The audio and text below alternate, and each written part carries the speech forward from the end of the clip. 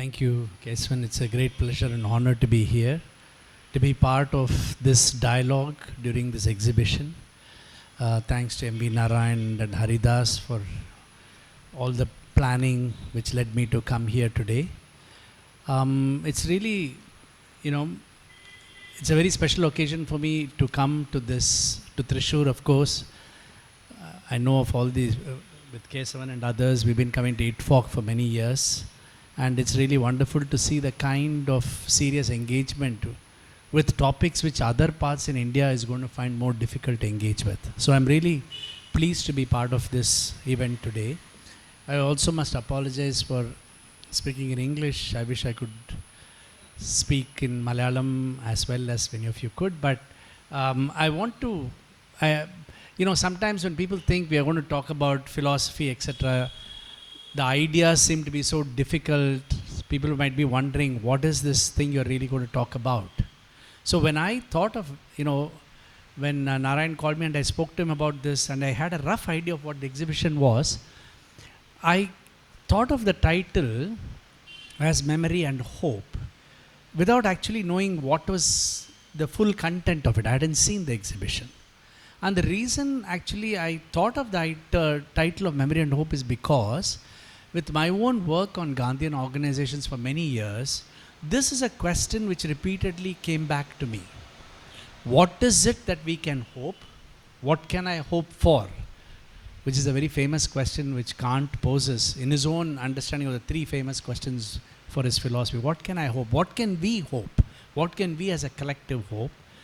And what does memory have to do with it? And I speak of this in the context particularly of looking at studying various Gandhian organizations. So, but then, there is a lot one can talk on memory and hope, but to me the fundamental problem of memory and hope lies in our understanding of time, the idea of past and future. Because we think of memory as something to do with the past and hope as something to do with the future.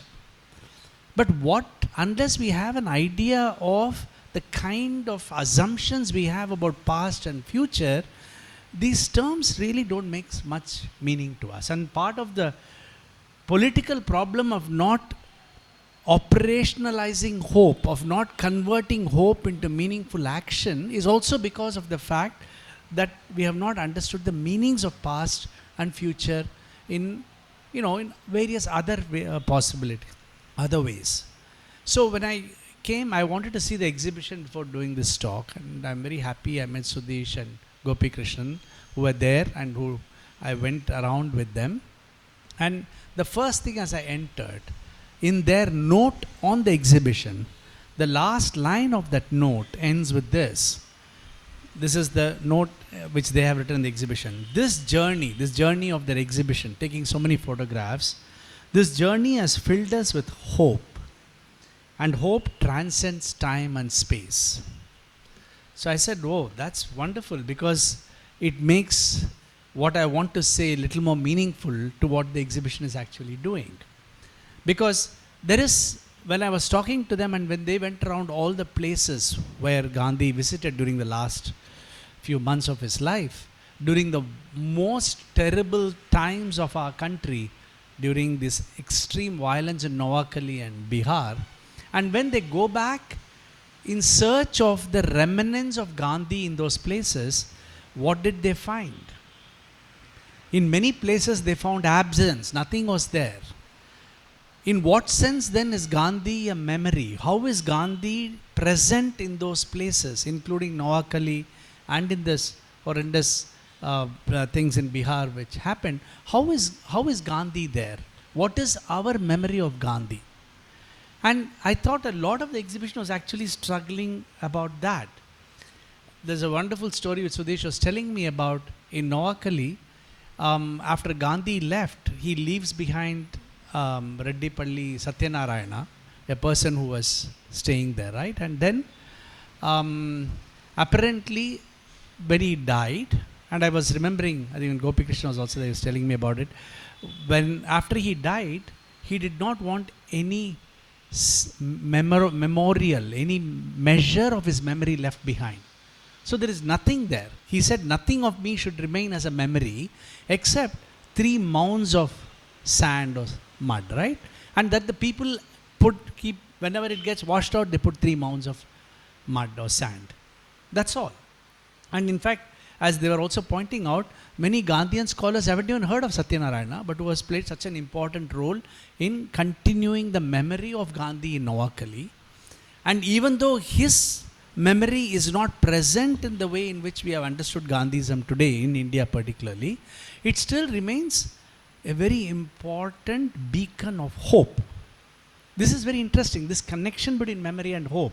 That's what I had wanted to think about. And when I saw this in the exhibition, it really struck me that, this is really what I was struggling with, what I wanted to talk about. So I'm really glad that I've had this opportunity to be here with you to do this. The first point, of course, which people have been saying outside, away from the exhibition for a long time, which is, what is Gandhi really? Who is Gandhi really today for us? We know of Gandhi, the historical figure. Some people may call him father of nations, some people may not like to call him that, whatever else it is, that we know of something called Gandhi. But how does Gandhi become relevant to us? It is difficult to talk about Gandhi because there are various points which we may disagree with. There are questions of caste which we may have to engage with Gandhi more seriously, questions of religion, and even questions of what constitutes ahimsa, non-violence, and so on. But yet, your capacity to exhibit those moments of Gandhi in front of us today, in the present, is actually a statement of hope. It's not of memory at all. What we have in the exhibition is not a memory of Gandhi. It is a production of a kind of hope. Whatever hope, in a sense, which these Gopikrishnan, Sudeesh and the others who are involved with this, whatever sense of hope they had. But it is, what we are seeing is not photograph of some Gandhi at some point, how he looked, what he did, but producing a notion of hope in that. And in all my engagement with Gandhian organizations, this is a very constant theme. For example, one of the groups I had studied much earlier, 20 years back, was the Gandhigram Trust in Dindukkal in Tamil Nadu. And when we first went there to engage with them on various things, because I have one of my very close friends and colleagues, Samir Banerjee, is a very well-known Gandhian, is a very good Gandhian scholar, he's written very important books on Gandhi, and he was also an activist. For many years he's been with all the various Gandhian groups in Bihar, with Kadigram, Acharya Ramurthy, then in Varda, and in other places. So we had gone with him to try and make sense of what is the kind of social interaction between Gandhian organization and the society. And there are very dedicated people in these organizations. But one thing we immediately discovered was this, that there is a great imbalance. There is a great imbalance between what Gandhians think they are doing for society and what society thinks they are doing for them. And this was a very interesting thing. These are very committed Gandhians. They've been working with the communities in Tamil Nadu, for example. And then when it came to the support of this community to the Gandhian scholars, they found that it was very lukewarm. In fact, when the DMK and the ADMK government came in with certain schemes, they moved, like for example, the self-help schemes, they moved immediately to them rather than to the Gandhian organizations. And Samir recounts a very important example of Acharya Ramurthy, one of the Gandhigram in Bihar, one of the most important Gandhian organizations. And he quotes him in one of the documentary he makes, when he says, Acharya Ramurthy, such a dedicated Gandhian all his life, he said that the problem with Gandhism, if you like, was the fact that all of us thought even our children will sacrifice our lives in order to practice this kind of social action. He said we didn't understand how to take Gandhism beyond and how to reach it to the youngsters so that they too would feel like they wanted to be part of this. And that became a larger problem with all Gandhian organizations across India, where it's only the people who were very involved, young people who are involved in Gandhism, grew old, and they grew very old, and it was never replaced by the younger people coming in to do it. And that shift made a major difference to many of these organizations. Many of them did not flourish, and so on. But in every whatever kinds of circumstances they were, there was one thing which characterized all of them, which was a great sense of hope. I remember one of the most important, inspiring visits to a Gandhian organization for me was in Lakshmi Ashram, which is a school in Almoda district, above Nainital. And I'd gone with Samir and we spent a week there. And this is a girls' school, and it's up in the mountains. And it's really remarkable story. Gandhi has visited there, and Lakshmi Ben was set it up, and they are running that school. It's largely for poorer girl children.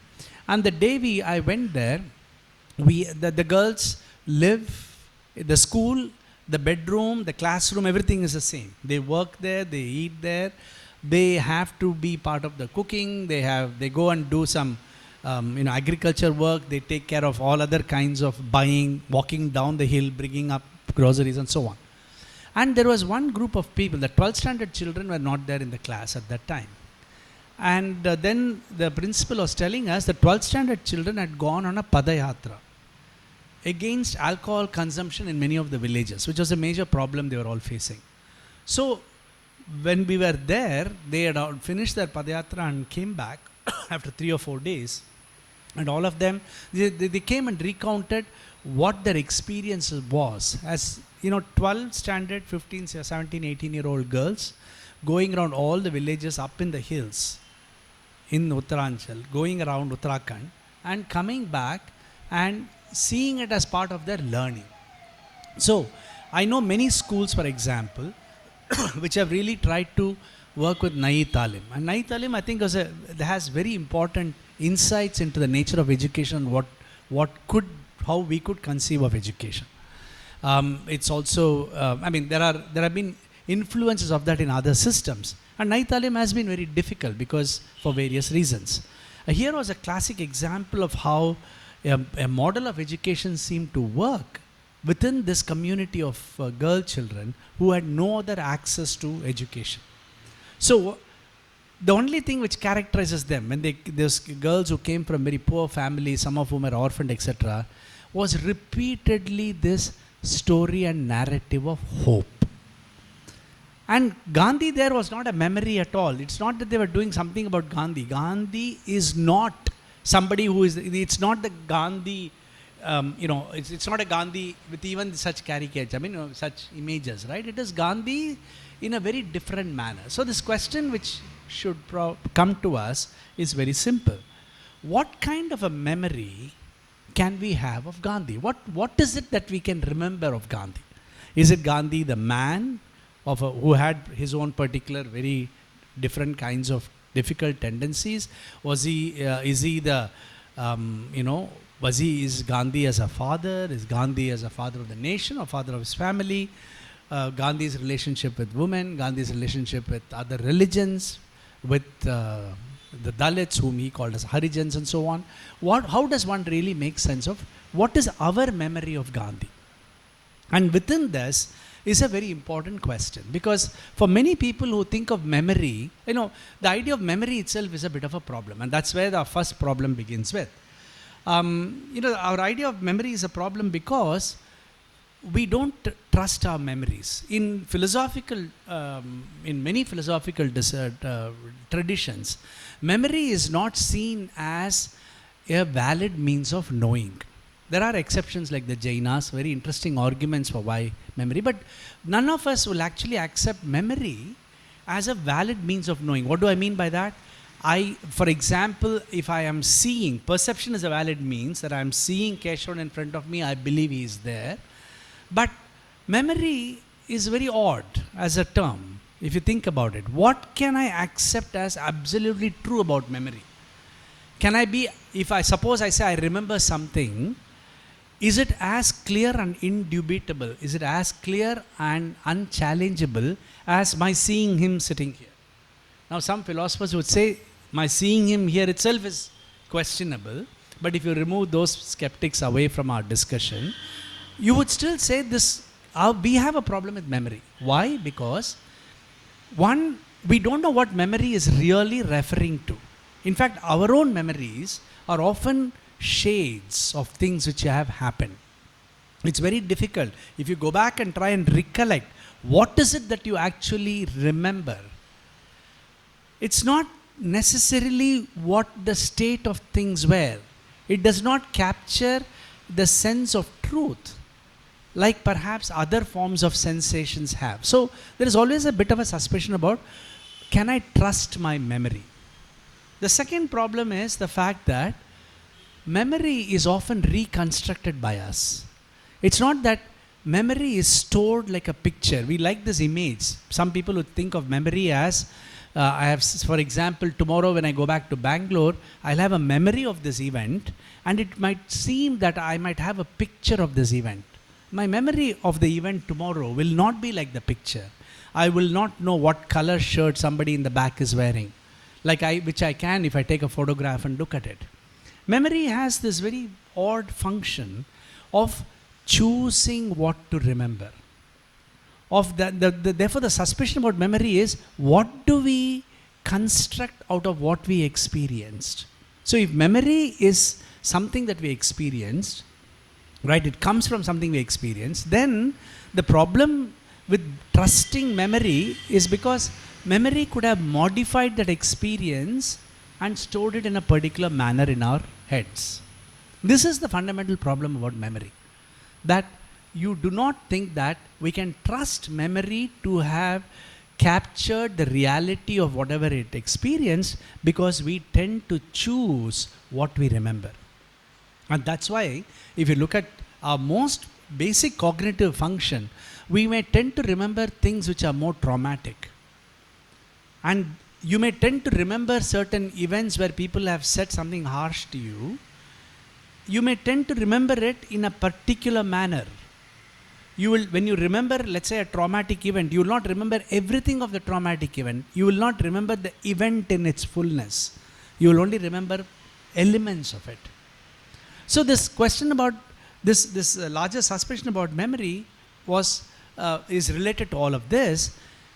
But most importantly, memory is fundamental. The confusion about memory reflects a fundamental confusion about time.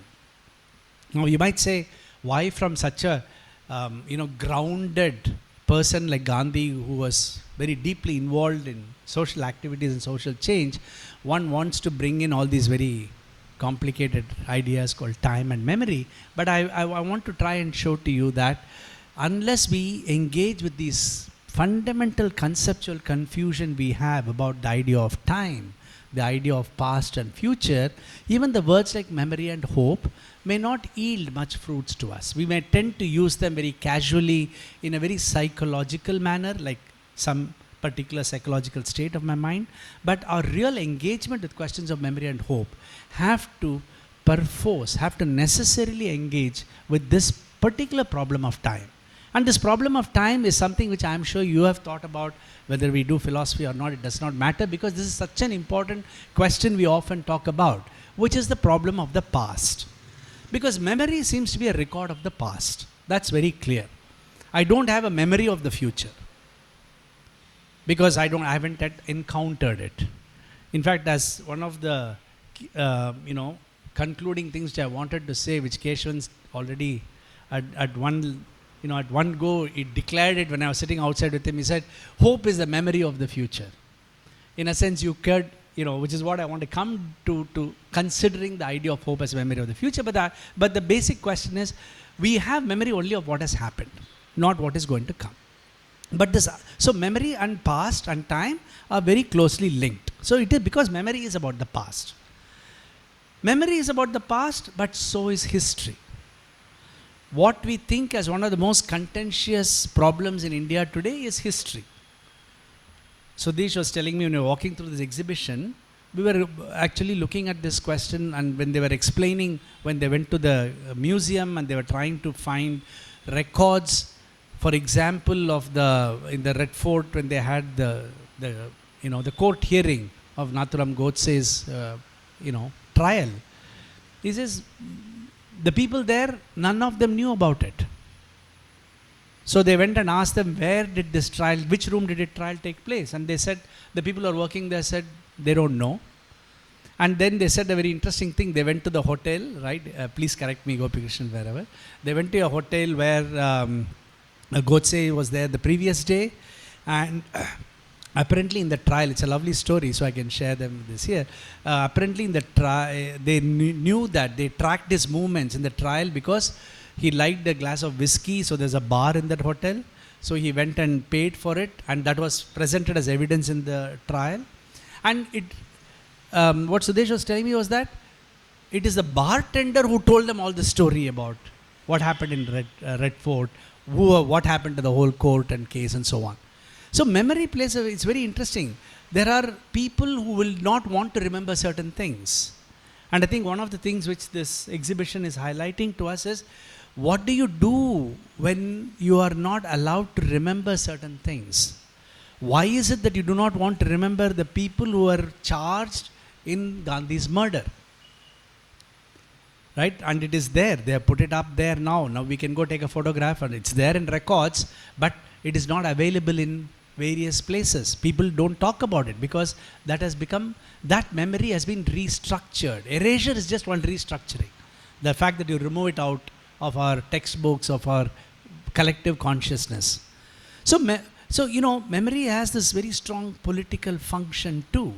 And that is the struggle of history, right? History and memory both have this problem. And both have this problem about what they are talking about. History wants to talk about the past as if the past was there and past was in a particular manner. And memory also wants to talk about the past. But then memories do not constitute histories.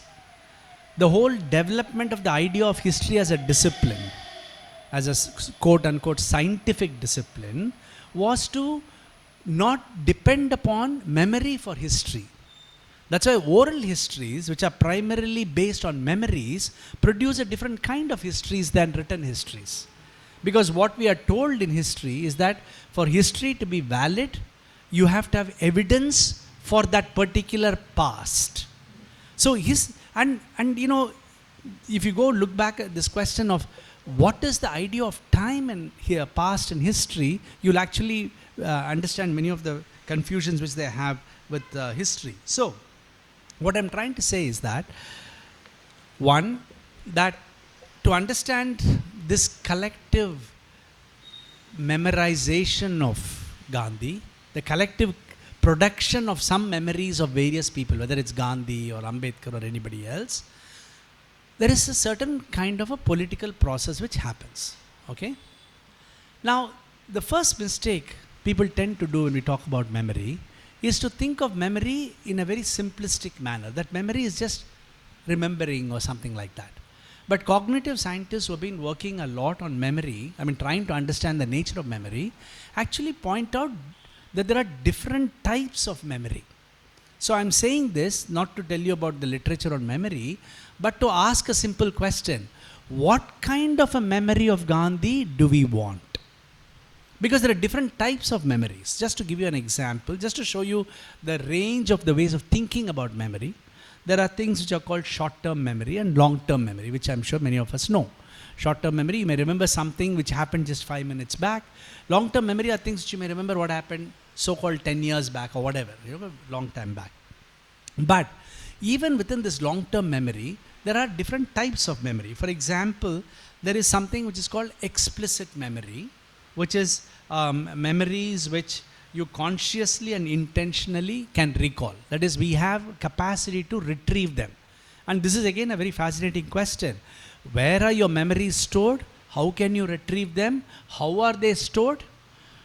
And how do you trust what has been stored? Okay, that's the larger problem memory, right? So we have the capacity to recall something very specifically, exactly like when I went to the canteen here in the next building, I remembered all my ITFOC days when I used to come there and sitting in the same canteen and having the tea, which has not changed its taste in all these years. So the point is that's a very explicit kind of a memory which I can verbalize.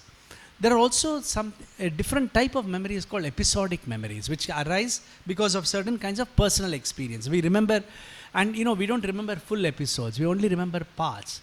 Everything which you think you remember, if you pay attention to it and ask, what exactly do you remember? What exactly can you verbalize? What exactly happened? Like if I remember that ITFOC canteen, If you ask me who were all the people who are sitting next to you, I may not remember. What exactly did you have that day to eat? I may not fully remember, I may partly remember. So our memory is always doing this. So episodic memories are these personal memories. Then there is a different type of memory called semantic memory, which is remembering facts, when, what happened on what year, what we do in our classrooms and so on. And there is another type of memory which is very important in the context of what I want to say. That's called procedural memory. Procedural memory is our memory of how to do certain things. If I'm going to play chess or football, I know I already have memory of certain kinds of things that I have to do. And that's a very different kind of memory. Okay, so all these things are there. The question therefore is, when we say we remember Gandhi, what kind of remembrance is it? Is it episodic for those who may have met Gandhi? Is it what is called semantic memory? That is remembering facts about him. I remember so many facts about his Quit India movement and independence thing and what he said here, what he solved Satyagraha, etc. That is one type of memory. But what I want to point out here is what this exhibition does and what we need to do today with Gandhi is to ask ourselves which way should I remember Gandhi by? And here we need to do something which cognitive scientists may not be very keen on doing when they analyze memory in this manner, which is this very important point. For me, I think that's the point I'm really working towards, which is the fact that we have something called a collective memory or social memory. That collective memory is something which is very different from my personal memories of what happened to me. How is it that all of us, so today for example, all of us here have a collective memory that such a talk happened, that somebody was sitting here and this is what we talked about. We may not remember all the exact details. You may even forget my name in 2 days. But you can still say, there is some talk on some memory, some Gandhi, etc. Some collective memory is present. Collective memory is as confused as personal memory. Because each of you may have a different memory of what happened today. But yet, we will have something which is common among all of us. Collective and social, so a society is defined by the way a community produces memory. And the production of memory is very important for sociality, for coming together as a community. Sociologists often point out that whenever there is a community, a social community, they produce what is called a Puranas. They produce a story. Anthropologists call the myth of these, the origin myth of communities. Whether it's aboriginals or the Adivasis or urban communities or even very dominant communities. My friend Gopal Guru was telling me about how in Pune, the Chitpavan Brahmins and others were now reconstructing a Puranic memory of some kind of a story of this warrior king and all that story which you know about. So the question here is that this production of memory is what may produce a society, it may produce a community. And therefore the question is, how do we as a community produce a collective memory? What kind of a collective memory can we produce? And therefore, when I ask, how do we remember Gandhi? I'm asking a more collective memory. How do all of us, for those of whom, for example, the people who did this exhibition, for whom Gandhi is such an important figure of hope in the way they have expressed it, what is their collective imagination of Gandhi? And when we ask this question, there is another very interesting idea of memory, which I think is very useful in this context, which is what I've called as, an enactive memory. An enactive memory should remind you a lot about theatre. A theatre is an enactment. You enact something. And when you look at Gandhi, for example, as a figure, if you ask what is it that you want to remember about Gandhi, not where he was born, what he did, etc., but how he acted. So to remember Gandhi in the explicit memory, what is called semantic memory, I could remember all the dates about him, etc. He went to South Africa, came back, etc. That's one type of memory. But to remember Gandhi as an inactive memory is to be learned to memorize the way he acted. In fact, this is a very interesting question, given all the so-called conflicts between Ambedkar and Gandhi. A very important point for both of them was about the question of truth as action. It's something which Gopal Guru has written very nicely about in trying to understand how Ambedkar and Gandhi's idea of truth really comes from.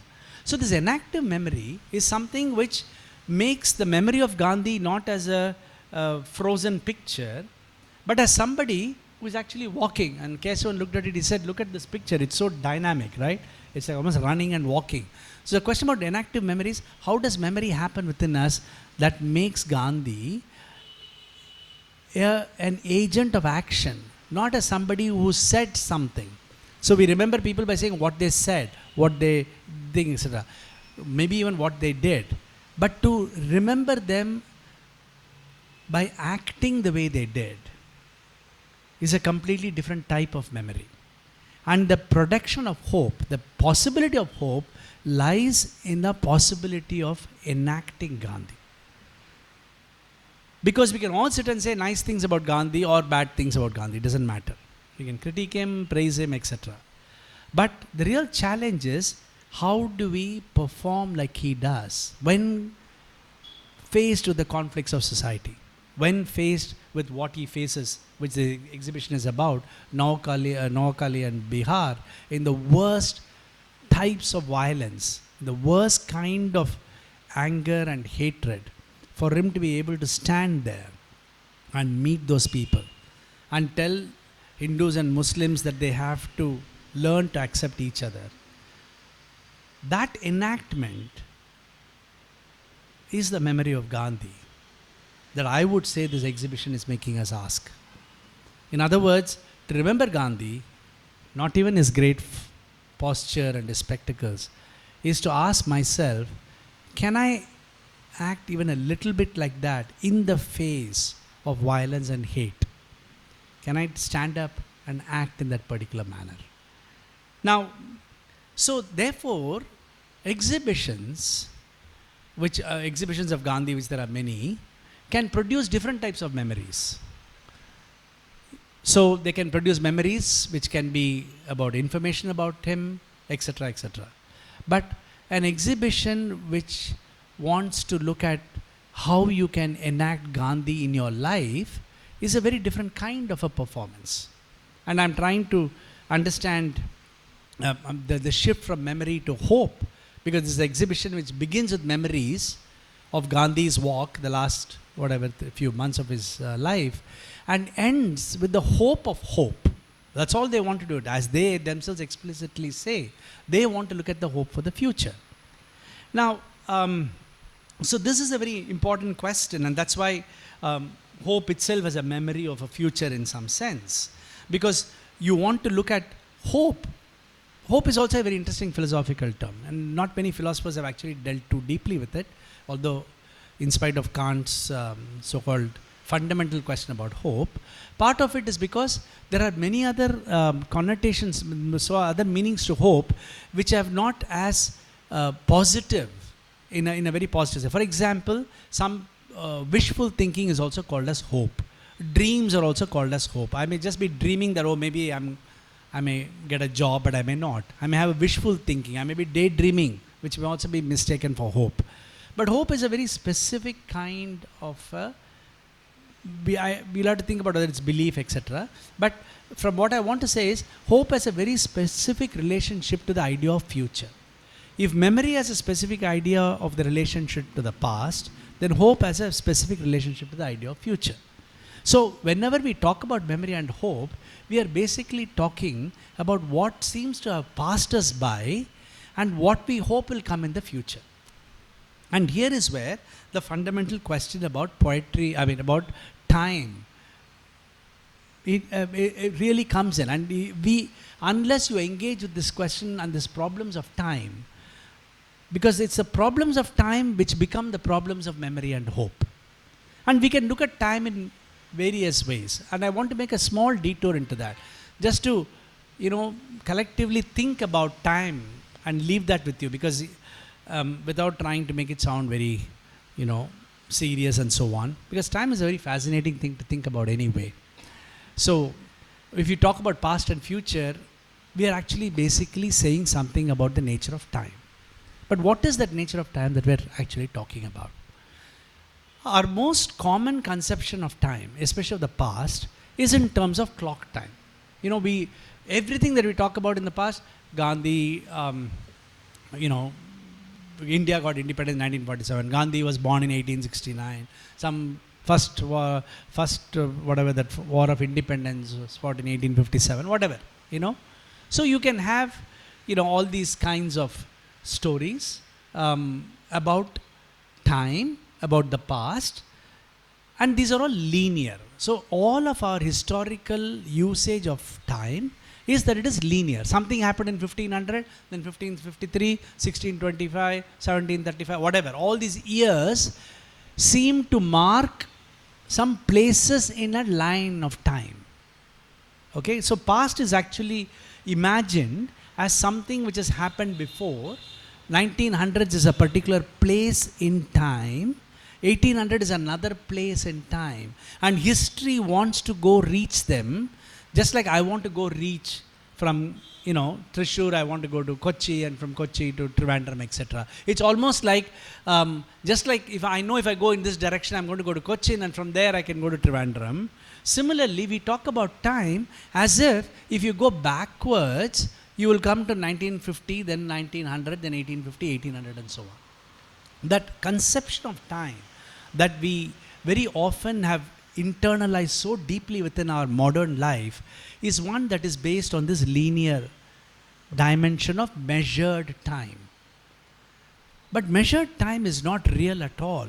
There is nothing real about the time that you see in the clock, or saying that there is something in nine. It is a convention. Convention we use for some particular purpose. Okay? Now, that is what we would call as a measurable scientific time. But there is also, for a whole generation across cultures, the struggle about understanding time, while it has been one part of it within the so-called scientific domain of measurement, okay, because the idea of science is nothing more than measurability. Any concept in science is possible as long as they are measurable. So time too becomes scientific when you can measure it. Although we don't know what we are measuring, okay, but it's measurable. Whereas, why I called in my title the Poetics of Time is because one of the most interesting struggles of human thought over time across cultures has been this struggle of finding other voices of time, other understandings of time, including the most interesting question which many of you can yourself ask, and I'm sure you have better answers than I can, which is to ask yourself, what is your experience of time? How do you experience time? If suppose there is something sweet and I eat it and I can experience a sweet taste, and you know what it is. Or if I touch something hot, I know what it is because I can experience it. But if we invest so much on the idea of time in our history and the past and future, what is our own experience of time? How does time appear to you? How does time touch you? How does time enter you? Now this question, which leads us to look at the sense of time, especially when you talk of memory and hope, in terms of what I had called as a poetics of time. And the poetics of time is a way of, there's a lot one can talk about, because there's a lot of attempts by various writers and poets who talk about time in very different manner. One of my favorite ones, and I'll just quote it here because, I think it says a lot. I'm sure you can discuss a lot about this.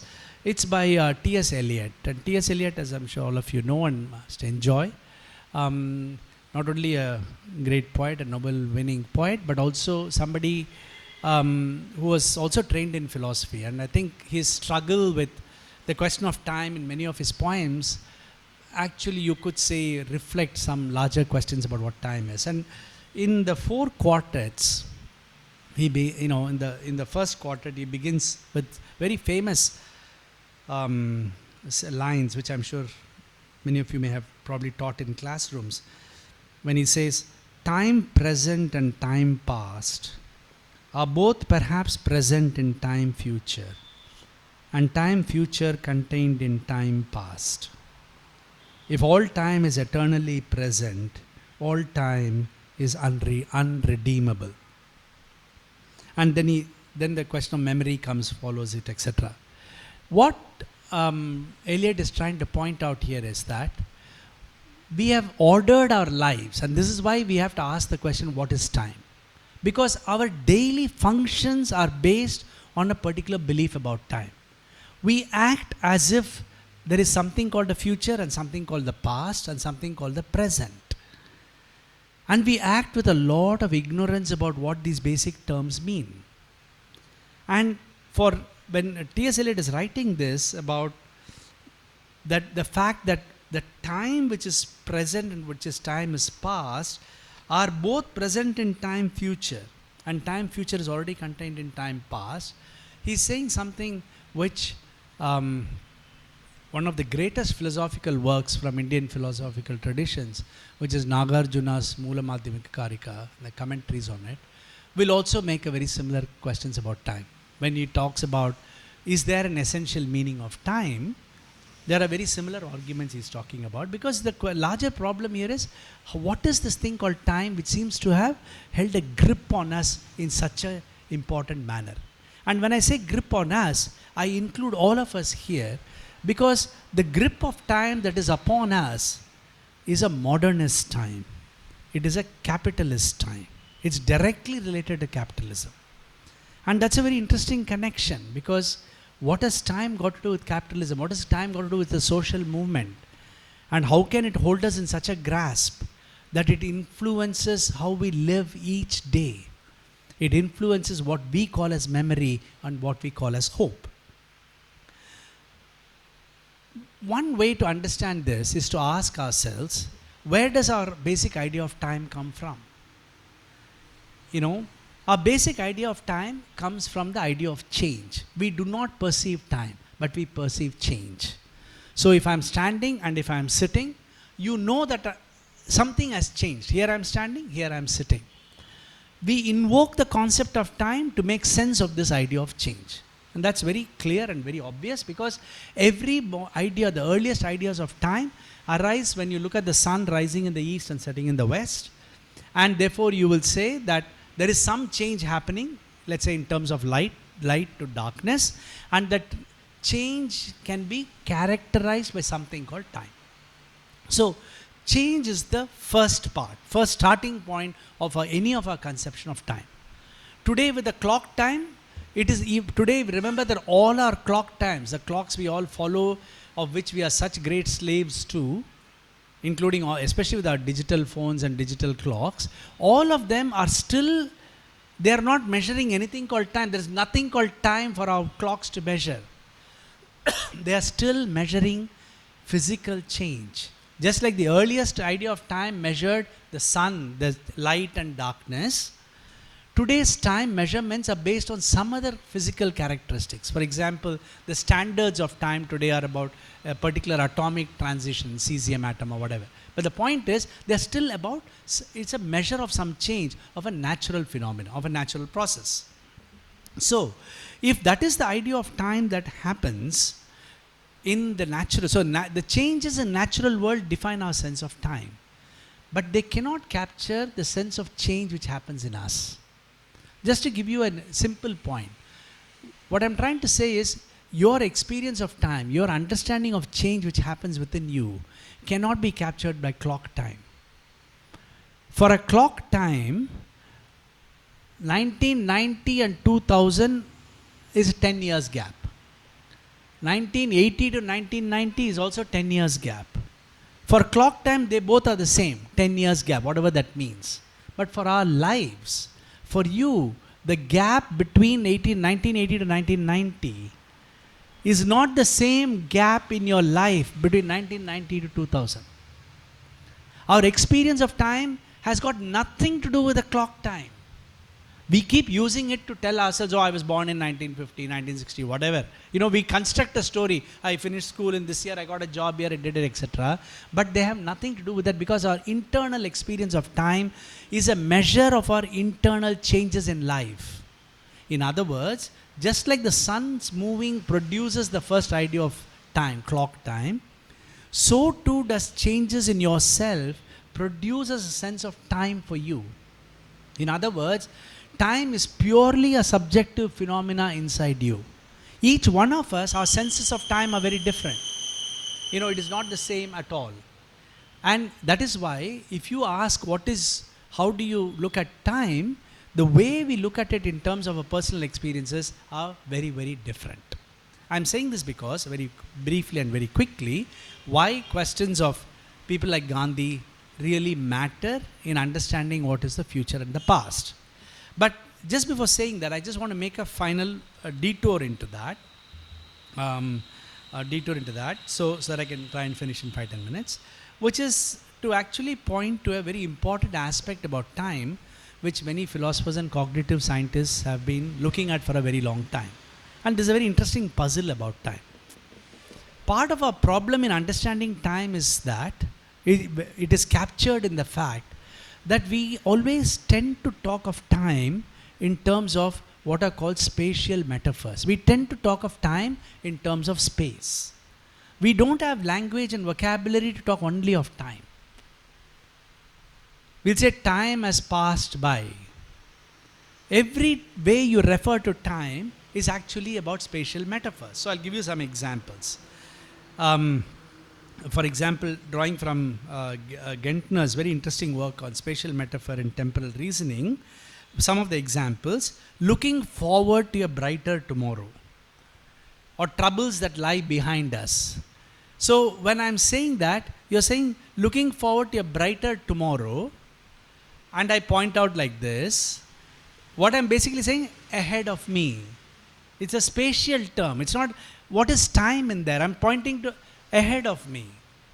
And when we say troubles that lie behind us, I'm saying it's behind me, and that's a spatial term. And so since time is so much closely related to memory, and when we say hope, then what kind of the idea of time that we actually are working with? Is it about just a spatial idea? If you look at many of the other examples it's quite remarkable that time, you only talk about it in one-dimensional term, like behind me or in forward of me. You don't use terms like, depth, like shallow or wide, which has more depth in space.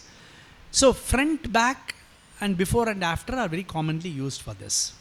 And cognitive scientists point out two very interesting things. There are two ways by which we make sense of time. One is called the ego moving metaphor. Ego is the self, the I moving metaphor. And the other is a time moving metaphor. So the I moving metaphor is where when I talk about time, the I moving metaphor is I talk about time as if I am moving towards the future. That everything that I'm doing is moving towards the future. And the time moving metaphor is whereas I'm standing still and the future is coming towards me. So for example, you will say things like, we are fast approaching the holidays. Now when you say we are fast approaching the holidays, it is as if holidays, that is future, is somewhere there. Like when we come to a station, I'm fast approaching Thrissur, is the same as saying I'm fast approaching the holidays, where holidays is a place in time in the future, and I'm approaching it, I'm moving towards it. So many of for example, we must go forward with this plan, etc.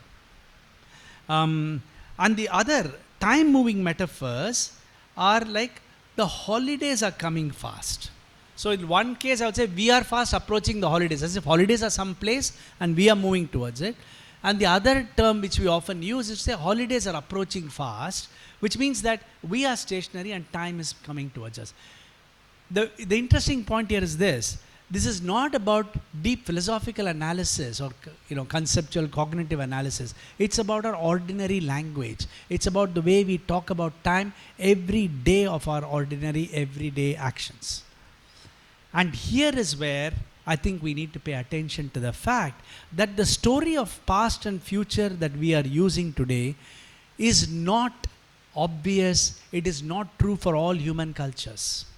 And this is a really fascinating piece of work, which again, linguists and cognitive scientists have looked at. And I'll just give you some example of their very interesting work, just to indicate to you, to ask us, can you think of past and future different? Which means, can you think of memory and hope in a different manner? This work by cognitive scientists and philosophers is very extensive. There are a lot of work, people like Cooper, Ryder and Nunes, and I just want to point about one work which Nunes and others had done. They were asking this, they were working with the indigenous people in South America, in the Andes, and they were doing this question of asking, how do they talk about past and future? Like we talk about, oh, past was just went behind us and future is ahead of us. How do these people talk about, is it something universal in this? And I think the results are remarkable, and I really think if you think through it, there is a lot I think it will give us, just for us to reflect on our assumptions about time and therefore memory and hope.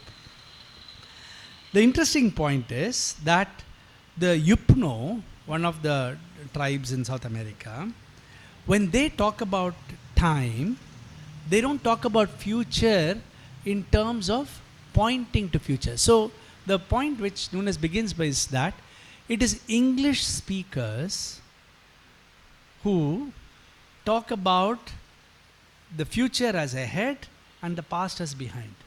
Now this might surprise us. Why should English speakers do that? Right? What does language have to do with how we gesture towards the past and future? And therefore you can ask this question about Malayalam, of course, and I'll see, what you think, how you think about it. When the Yupno talk about understanding time, they do gestures, but they don't talk about for past is always back and future is ahead.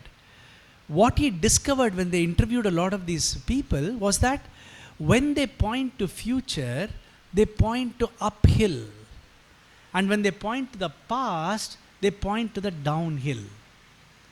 Now, this might get really confusing, but for them, that is their life, okay? What does it mean? It means that the reference to our past and presence for us, okay, both as English and Malayalam, on this modernist capitalist economies, past and future is the reference to my body, with reference to our body in the sense, I say past because I walk forward in a particular manner. So for me, future is ahead. I'm walking towards the future. Okay. But for the Yupno, who live in a land filled with hills, their reference to past and future is to the geographical world. Which is, if you ask yourself, where does your idea of past and future come from? Then you will have to take this into account, that for some communities, past and future are defined by how their surroundings are, not how their bodies are. And there are many other examples of this, okay? So I'll give you another example. So for example, Aymara, another language spoken in the Andes. In Aymara, when you say a long time ago, if you use an English phrase like a long time ago, a long time ago, the Aymara use the phrase a lot of time in front.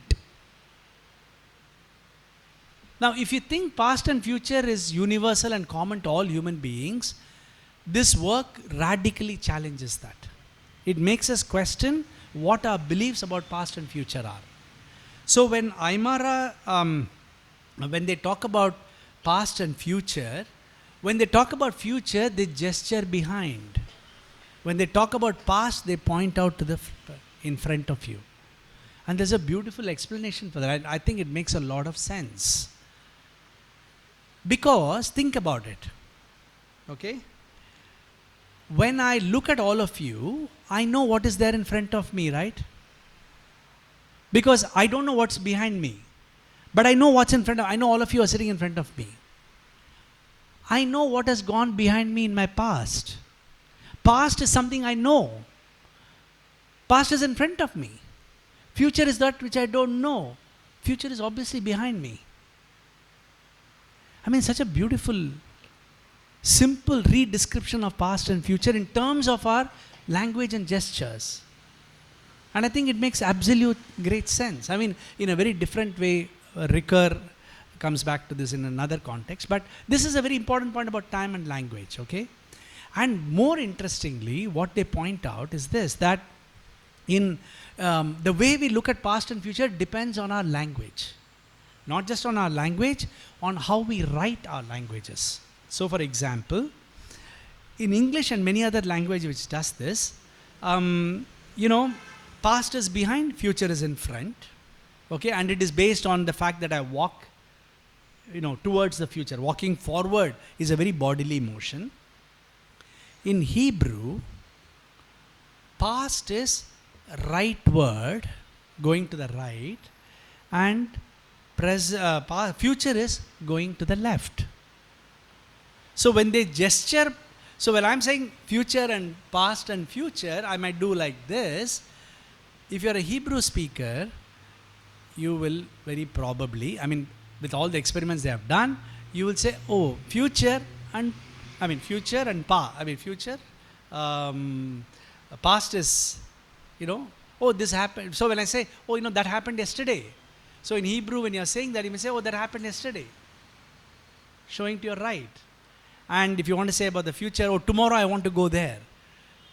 In our gestures, we say, tomorrow I want to come there. Instead we say, tomorrow I want to go there.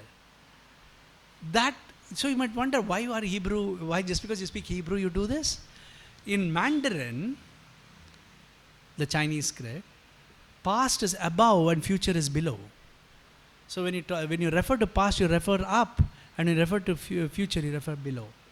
And what is fascinating about it is because the writing systems are like that.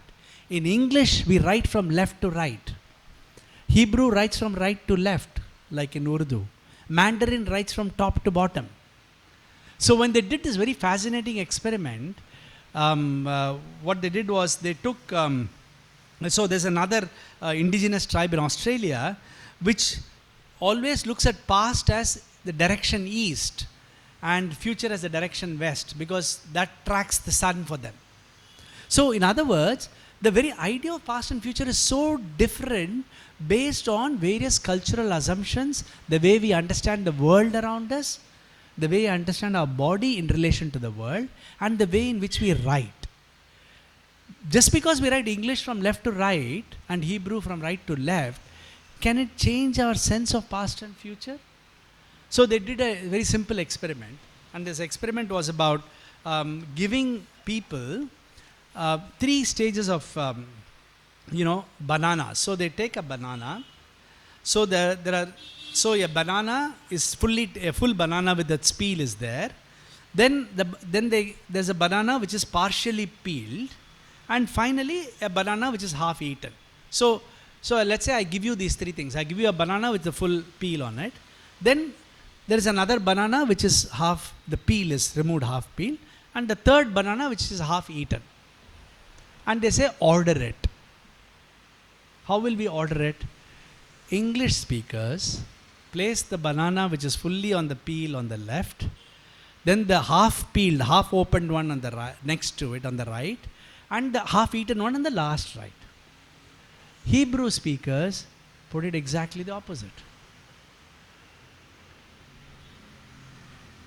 Again, this idea, just such a simple example to show that what we take for assumption about past and future is so much dictated by all these kinds of assumptions and beliefs about our reference. And that's the crucial point, and that's the last point I'll end with.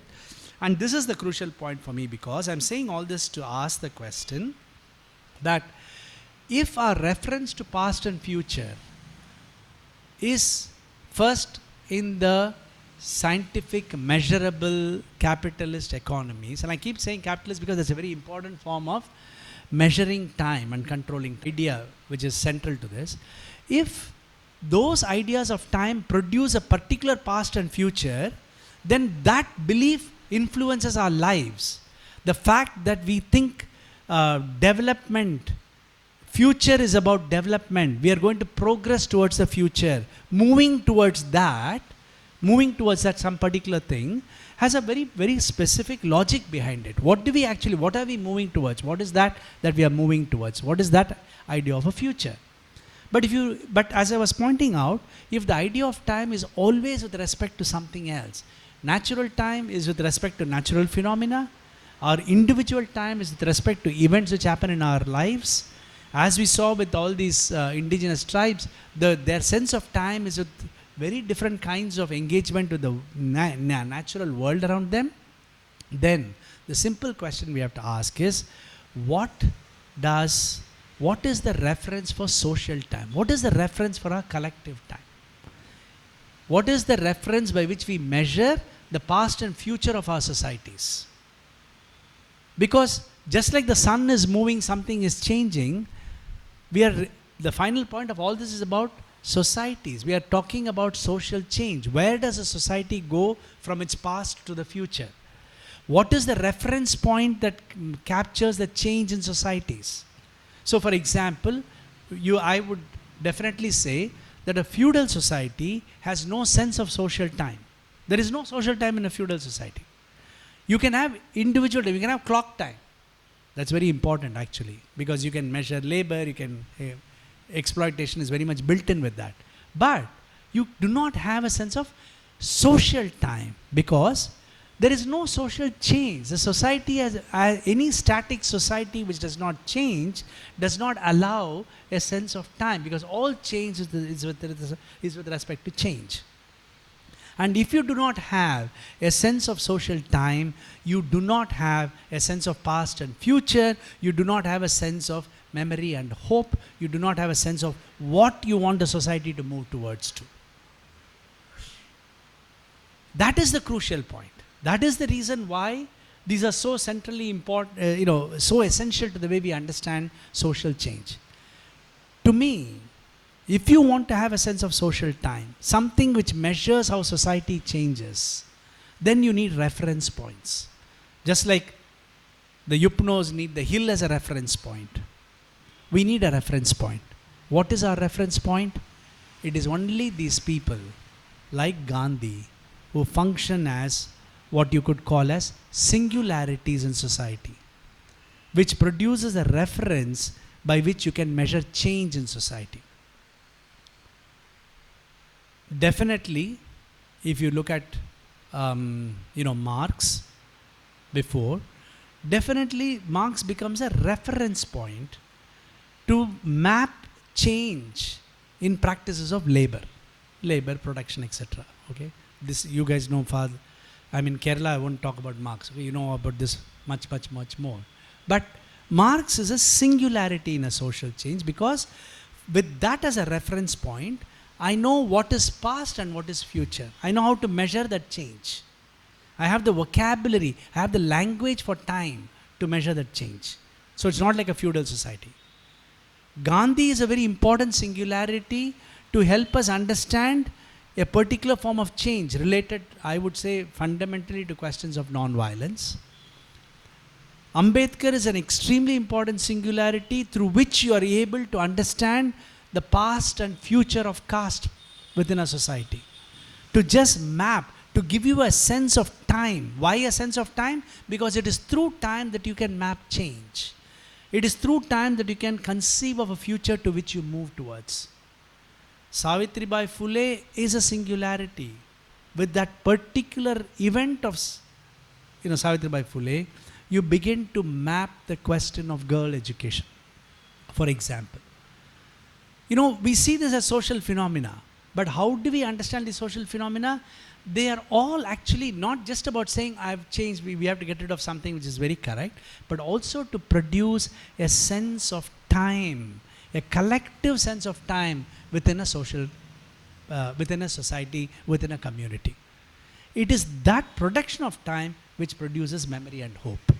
If we don't have that, then hope reduces to individuals' desire. I may hope that everybody should have a Benz driving around in. Everybody looks like, people think now development is that everybody has a big car. The only comment I often make when I come to Kerala is that every time I come to Kerala, I'm just astounded that everybody has such big cars and such small roads, of course. So I'm like, that may become a measure of the kind of thing which you think what development is. But the point is, no idea of development, no idea of social change is possible without an underlying theory of time. And an underlying idea of time depends on an underlying idea of change. And those change are always catalyzed by individual, very important moments of historical practice, such as with Gandhi and Ambedkar and Savitribai Phule and so on. And each of them are needed because they are the ones who produce a social sense of time. In other words, our reference for time and therefore of what is future, what is development, etc., are dependent on these kinds of very important figures who have the potential to produce possibilities of change within a society. So I will stop here, and I hope I've not confused you all too much, but it's also a way of giving you a peek into what, on the one hand we have all these very important social movements and the difficulties when we need to think about them conceptually. And I'm just illustrating this point that, sometimes this conceptual clarity is, strengthens the kind of social actions that we do. But there is a difficulty sometimes in articulating these conceptual challenges. But I do think our awareness of the question of time and our own experience with it, asking the questions to ourselves in terms of our experience, can be quite liberatory in so many ways. Thank you so much for this opportunity.